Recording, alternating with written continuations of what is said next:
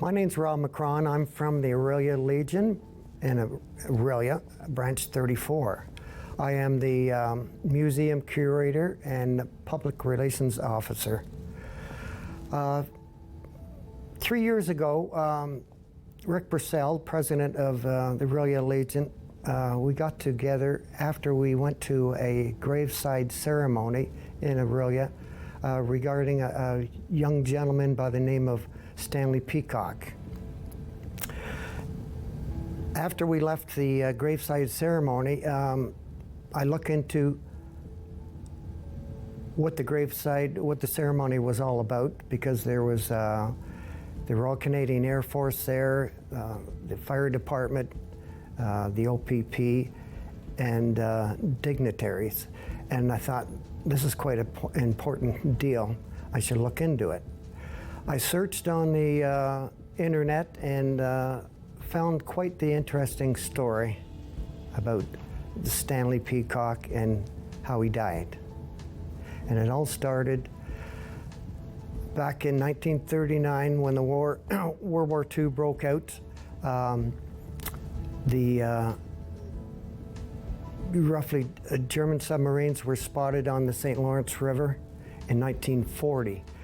Canada put out a contract for patrol boats to be built to go search for these submarines.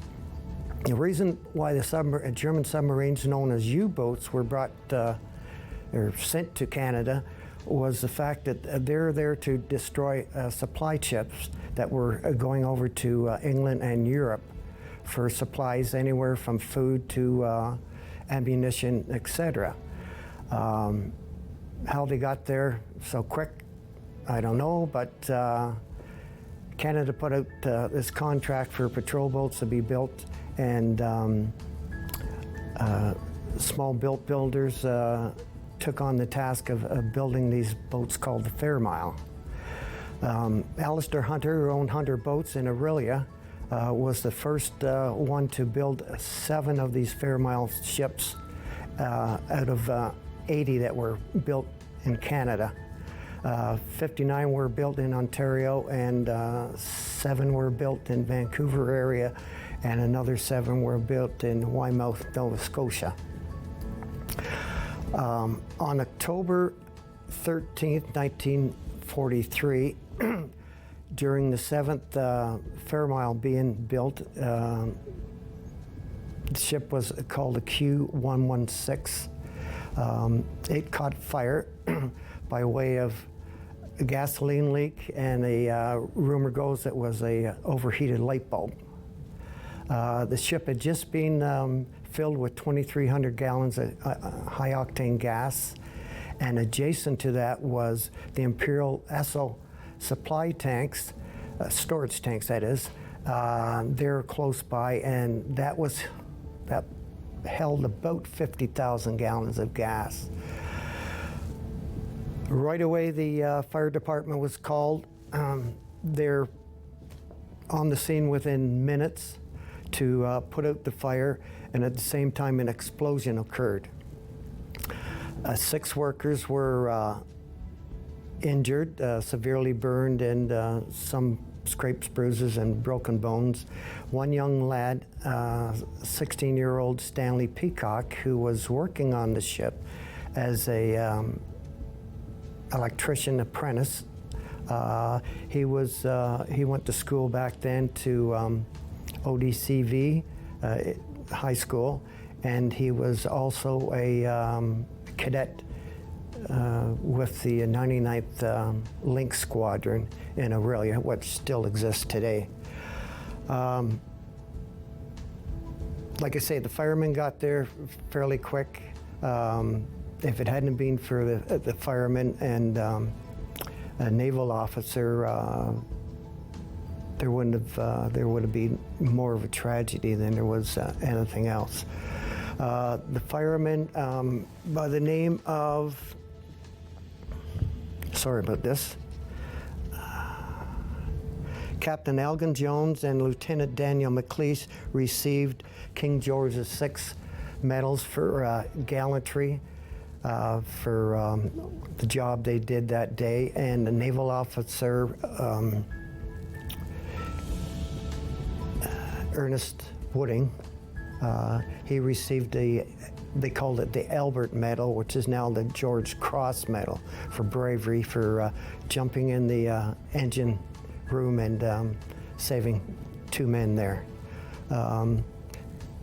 This part of history of Orillia is should be told, and 4 generations to come. And between Rick Purcell, myself, and with Steve from Signature Monuments, we've been together for the last 2 years, figure on what we can do for to pass this story on. And Steve drew up a sketch of a monument. It's in the shape of a ship, and it's 9 feet tall, 3 feet wide, 14 feet thick. It will tell the story of, actually 4 stories. It will tell the story of 100 boats who built these patrol boats that warded off the enemy back in World War II. And it'll tell the story of the Fairmile itself. This is a ship that should be known, that wasn't told after the war, that it was a ship that really did its job. The third part of what's going on to monument is about the firemen and the naval officer who received medals. Excuse me. Matter of fact, the firemen's medals they received were the only 2 in Canada at the time. There was 10 awarded, and Orillia received 2 of those. And plus, like I say, the Albert Medal was awarded to Mr. Wooding.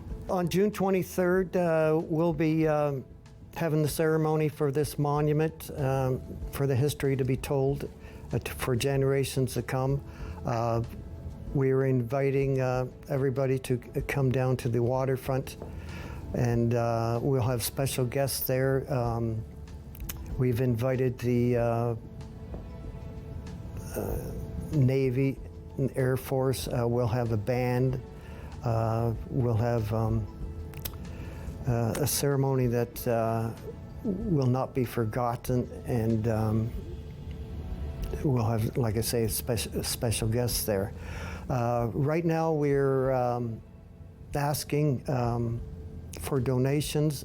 I've been going around to different groups and organizations to raise money for this monument, which is, should be told, and we're hoping we receive donations from either the public or organized groups or businesses to help pay for the cost. We would appreciate your help, and hope to see you there.